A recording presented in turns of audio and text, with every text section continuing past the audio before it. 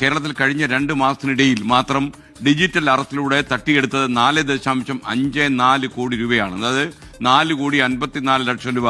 ഞങ്ങൾ CBI നിന്നാണ് നിങ്ങളെ ഇന്റർനെറ്റ് വഴി അറസ്റ്റ് ചെയ്തിരിക്കുന്നു പറയുമ്പോൾ നമ്മൾ അപ്പം തന്നെ പൈസ ട്രാൻസ്ഫർ ചെയ്ത് കൊടുത്ത കേസാണ്. CBI ഉദ്യോഗസ്ഥർ ചമഞ്ഞാണ് മിക്കവാറും തട്ടിപ്പ്. വയോധികരെയും സ്ത്രീകളെയും ഒറ്റയ്ക്ക് താമസിക്കുന്ന ആൾക്കാരെയൊക്കെ ലക്ഷ്യമിട്ടാണ് തട്ടിപ്പുകൾ അധികവും. എത്ര കിട്ടിയാലും പഠിക്കാത്ത ഒരു രീതിയിലേക്ക് മലയാളികൾ മാറുന്നു. ഡിജിറ്റൽ അറസ്റ്റിന്റെ കാര്യത്തിൽ നിന്നൊരു തർക്കവുമില്ല. നമ്മൾ തന്നെ എത്രയോ തവണ വാർത്തകളിലൂടെയും അതോടൊപ്പം തന്നെ മറ്റു ബോധവൽക്കരണമൊക്കെ നടത്തിയതാണ്. പക്ഷേ തട്ടിപ്പിനൊരു കുറവും സംഭവിക്കുന്നില്ല.